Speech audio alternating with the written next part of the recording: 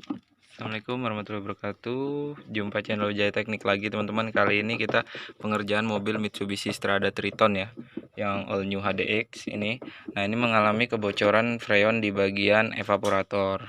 Nah, jadi kini evapnya kita ganti yang baru teman-teman ya. Ini sudah terlanjur kepasang, saya baru ingat buat ngontennya. Jadi ini evapnya yang baru. Jadi kita buka semua boxnya untuk mengganti evap itu, dan untuk menurunkan dari boxnya ini sekaligus evapnya kita harus membongkar bagian dashboard ya.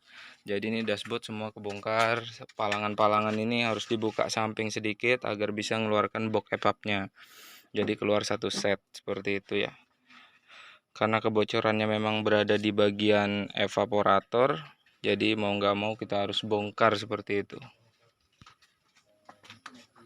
Ini untuk evaporator.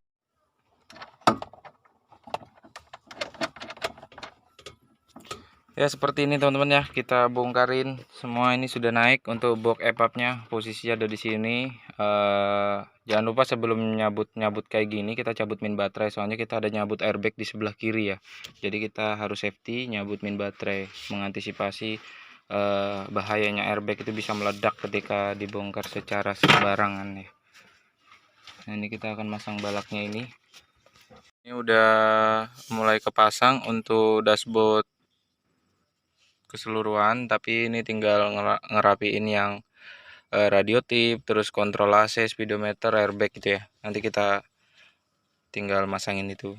Selanjutnya nanti kita berkelanjutan di bagian pengisian freon ya, pengisian freon. Dan jangan lupa juga nanti kita lanjut sebelum ngisi freon masang pipa expansion valve, ada di dalam ada di depan ya, di dekat di daerah mesin. Situ ada pipa expansion valve, nanti kita kasih lihat juga. Seperti ini, nanti soket-soket ini jangan sampai lupa. Jadi soket-soket ini nanti harus dipasangkan, jangan sampai ada yang ketinggalan nih soket-soket. Terang, mantap lampunya. Oke, kita lanjut. Ya, oke teman-teman, ini udah kepasang, tinggal kita ngisi freon ya. Jadi valve expansionnya yang ada di bagian sini udah terpasang. Dan untuk keseluruhan mobil di dalam ya, ini agak gelap, sorry. Ini udah kepasang semua dashboardnya, tinggal pengisian freon. Semoga aman ya. Tangan kok nggak bisa.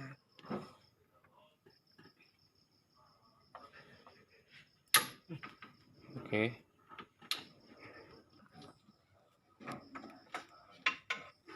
Ya, pengisian freon untuk pipa low-nya ada di bagian kompresor, dan pipa high-nya ada di bagian sana yang knop merah itu ya, lurus di sana tuh knop merah. Ini kita vakum dulu, sebelum mengisi kita vakum seperti biasanya. Oke teman-teman, ini proses pemakuman AC ya. Jadi AC-nya sebelum kita isi freon kita vakum dulu, tujuannya juga satu sisi untuk melihat masih ada titik kebocoran atau enggak.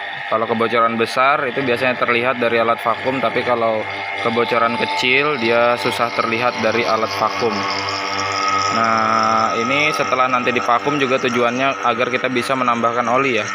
Jadi setiap kita menambahkan freon biasanya kita melakukan penambahan oli juga. Untuk kapasitasnya biasa kami menggunakan satu tutup botol itu ya, botol kecil ya, untuk hanya menambah aja seperti itu. Nah, ini masih proses ya, sekitar berapa menit nanti baru kita tambah oli.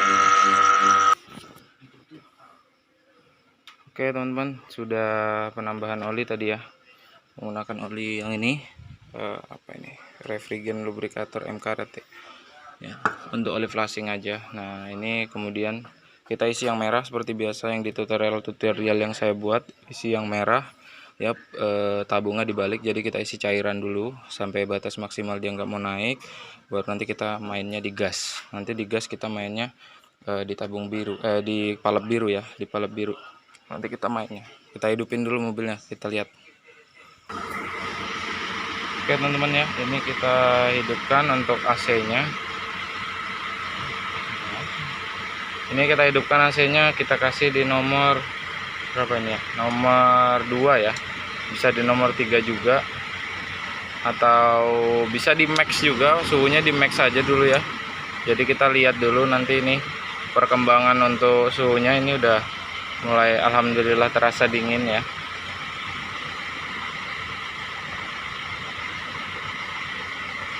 Oke. Nah, ini freon saya tambahkan ketika mesin hidup kita jangan buka yang merah ya. Nanti angin panasnya itu balik ke tabung. Jadi kita mainnya di yang biru atau di pressure low-nya ya. Yang di high-nya itu hanya untuk pengisian awal ketika mesin mati. Nanti yang untuk pressure low-nya itu pengisian untuk lanjutan ketika mesin hidup. Jadi agar kita bisa memaksimalkan pressure atau tekanan yang ada di dalam sistem AC. Nah, ini nanti saya sampai di angka 180 atau 200 ya, biasanya di 200 PSI bisa kita maksimalkan di 200 PSI, dan di sini diharapkan akan main di angka 50-40, kalau bisa lebih bagus lagi di 40 dan 30 di sini ya. Sorry agak kurang jelas, ini kita ngontennya malam. Ini kita tunggu dulu dia naik secara perlahan. Nanti kalau misalkan dia agak lambat, mungkin dia butuh bantuan gas ya teman-teman. Dibantu gas kalau dia lambat. Tapi gasnya jangan kenceng-kenceng, maksimal di RPM 2000 aja ngegasnya.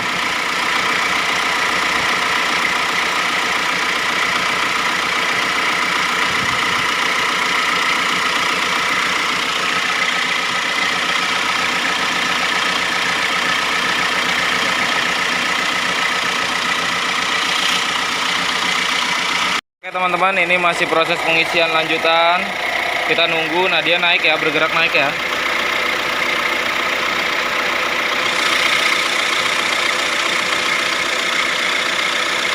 Sampai di angka 200 ini teman-teman, di sini pas jari saya ini.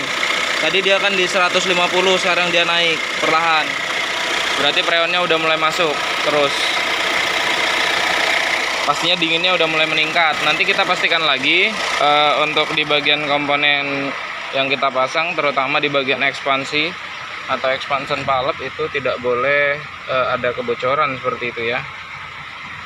Ini anginnya udah deres.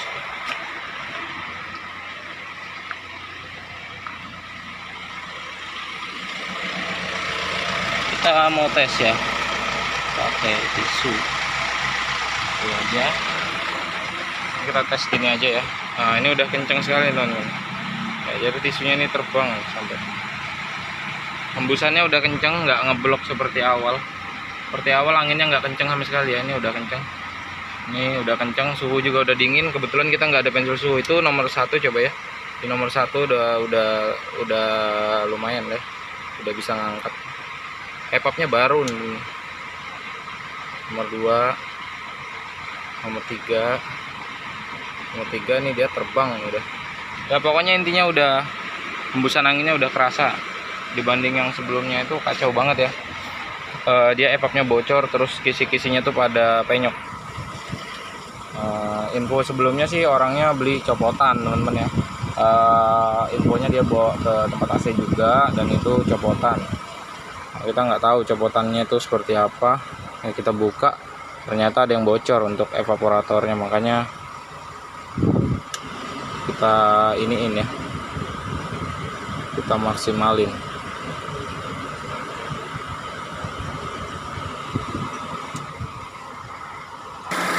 Ya, ini tadi yang valve ekspansi yang saya maksud ya, bagian sini.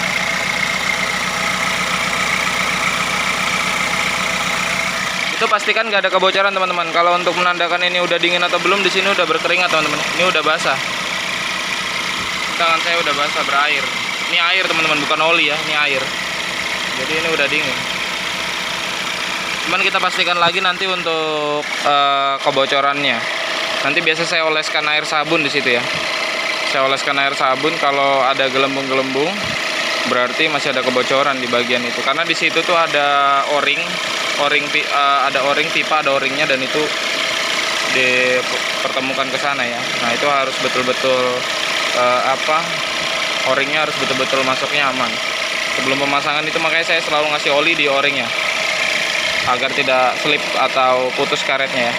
Nah, ini kita udah tinggal nunggu aja pressure, untuk pressure tekanannya AC-nya bisa capai gitu ya, capai 200 ya.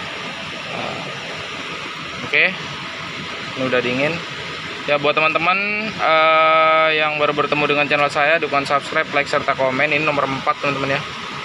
Nah, ini AC-nya Triton HDX ya. Tadi untuk evaporatornya kita ganti itu harganya 950, tapi ya baru ya, baru, mereknya Valeo ya. Jadi tergantung merek aja sih teman-teman ya kalau ini. Nah, ini udah dingin banget teman-teman. Ini hembusan angin kenceng kayak gini aja nih terasa ini dinginnya. Kalau dia semakin dikecilin anginnya, dia semakin turun lagi untuk suhunya gitu ya. Ya oke, itu aja teman-teman ya. Terima kasih udah menyaksikan channel Wijaya Teknik. Jadi kali ini kita ganti evaporator, judulnya evaporatornya Triton HDX ya, untuk AC-nya yang bermasalah, ngeblok, ibaratnya tidak keluar udara, terus juga yang kedua tidak dingin sama sekali. Ini jadi. Nah, sama di sini teman-teman. Di sini ada bagian filter AC, sini masih diblong teman-teman, nggak ada filternya. Soalnya filternya itu ngeblok teman-teman. Filternya itu sangat kotor. Nah, tapi saran saya teman-teman harus tetap masang filter AC yang ada di situ, karena filter AC itu adalah saringan biar nanti evapnya nggak kotor. Memang kalau dibuka dia kenceng nanti jadinya, tapi jangan terus dibuka terus, maksudnya ya diganti atau mungkin dibersihkan gitu ya. Tapi kalau sudah terlalu ngeblok sebaiknya diganti, karena itu yang ibaratnya mempertahankan evaporator biar tetap bersih dan sistem AC tetap sehat seperti itu. Ya, terima kasih buat teman-teman yang udah menyaksikan channel Wijaya Teknik. Semoga info yang saya berikan ini bermanfaat. Terima kasih. Assalamualaikum warahmatullahi wabarakatuh.